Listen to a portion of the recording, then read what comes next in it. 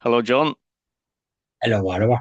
We were just talking there about your lovely complexion. You look like a Hollywood star on camera. Oh, yeah, I think so. I'd like to, well, I should have had an audition for that years ago when I was in my prime.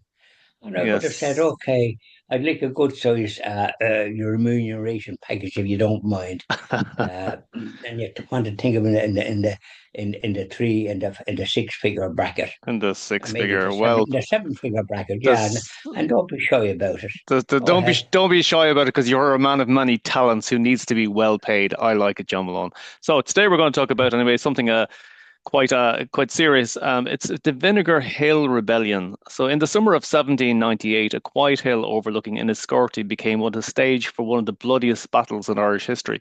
Vinegar Hill was the stronghold of the United Irishmen, ordinary farmers and labourers armed with little more than pikes, standing against the might of the British Army. On the 21st of June, thousands gathered and they were driven by the dream of freedom and unity. What followed was not just a battle, but a massacre, and the hill has stood ever since as a symbol of sacrifice, courage, and struggle for independence. Upwards of 5,000 people were massacred by the British in a single day. It's incredible. Yeah, well, it was 1798, and there's songs about that.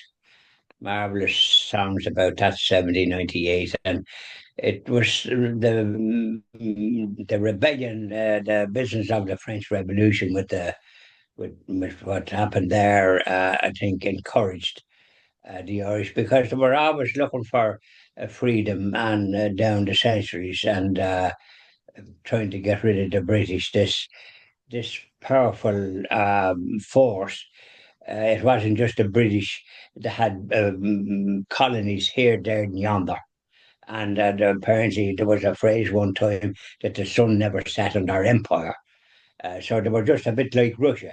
And people that have that conquering people, they have no respect at the end of the day for anyone. And here in this country, they treated the people in a savage way. But every so often we rose up, and 1798 was no exception. There was rebellions in different parts of the country, but the Vinegar Hill stood out. It's up on the hillside. I visited, and there's a monument up there to those marvelous men that tried to fight for freedom. They were outnumbered and outgunned by the British. It's a pity in some ways that they weren't able to acquire good weapons from someplace that they could at least inflict some serious damage on the what would I call it, the evil British, because that's what they were. Their rule in this country was atrocious, and Vinegar Hill was an example of the cruelty that they inflict. They murdered the 5,000 that was up there, including Catholics and Protestants fighting for Irish freedom, that they could make their own decisions about the country and not have these savages taking land off them and persecuting them at the same time. So they died heroes in Vinegar Hill, and there's a monument there. There's great stories. I visited that and met a couple that had all the history about it, and so on and so forth. It was marvelous. I just spent a couple of hours up there, and it's well worth a visit if you're ever in Enniscorthy and visit Vinegar Hill. Nice walk up to it. But there's history there and there's a monument, and you can find out then, of course, in Enniscorthy all about it as well. But they suffered greatly, and so did Irish men and that stood up in other parts. But there wasn't as much of a massacre.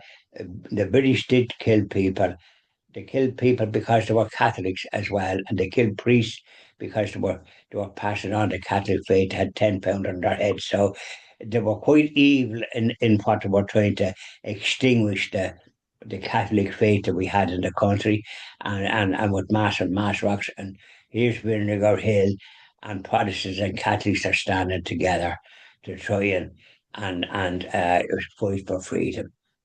but they were outgunned. There's no question or doubt about it. They were lambs to the slaughter, weren't they? I just think But like they're all up and happy. I mean they're talking about up to 5,000 people were massacred in a single day. I don't think there's any moment in history, in Irish history, that I can think of where there was 5,000 people killed in one day. Correct. And but that's what they did. And not alone did they do that, but Cromwell, in his period of time, murdered men, women, and children in their thousands. Bishops, priests, nuns, and all the rest of it. So, do you think we can that our ancestors could have put up with that? They couldn't put up with it, and the land taken from them, but they periodically rose up and they did their best to try and do what I call the guerrilla, which Michael Collins, who was the great leader that spearheaded that and gave them something up their up their spout that they couldn't do what they like. He was a marvelous. He was a marvelous man, and he when we got a bit of freedom, mind you, they were threatening to invade the country again in 1916. So we're talking about, but in 1798. But don't forget, our leaders paid a big price down the centuries when they tried to rise up. It wasn't just 1798, but we're talking about Vinegar Hill, and we see what happened to us. May they rest in peace and be happy forever in heaven with all the agencies. Any Irish man worth his salt will fight for freedom. I had an aunt, and she become a nun, but she was a coming a man. She was the smallest one in the Malone family. She was only 5 foot nothing, but was she a bundle of energy?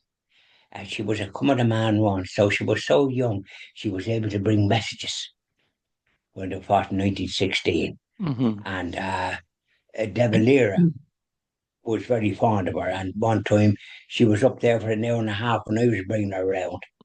And he was left standing outside instead of being brought up to sort of shake his hand and say, ask him a few questions, because even at that stage it was, I say, why did you have the Civil War to have? Well, Michael Collins assassinated that great leader. So we're talking about Vinegar Hill, but our brothers and sisters fought for freedom down the centuries, even before that. And can I Don't ask forget you, the John, battle against Clay. can I Yeah. ask can I ask you when were you at Vinegar Hill? Because I've never heard about it until recently. Well, I'll tell you what, well, I heard about it for donkey's years, but I visited it several times. But I visited when there was with this that chap from Oldcastle. I visited, and there was a couple there that had all the history and the details about it. And I think we were there for a couple of hours because it was so riveting. And I don't know where they showed us and showed us various places around. And it was very interesting. Now it just slipped my mind all the information that they gave me, but that information is available in Enniscorthy and all the rest of it, and it's probably available in some other places down in Wexford, because Wexford produced great leaders, even great leaders for other countries. Commodore Barry, I think, was the founder of the Argentine Navy or something, or I think another one was something to do with the American Navy. So like that, they had the great ability to do good, and they did pretty good in America, and they fought in the Civil War in that country as well.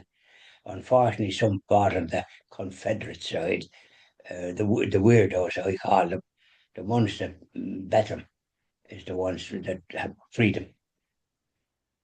There you go. So Vinegar Hill stands out in memory of all those people that paid the ultimate price for their for looking for freedom and butchered. And this is what the British has done down the centuries to their eternal shame. They owe such compensation to countries throughout the world for the harm that they inflicted, and especially this country, Thank you very much, and John. for the loss of life. Yeah, go ahead. Yeah, I said thank you very much, John. very much, That's it. Oliver. Thank Okay, thank you. you. Bye bye.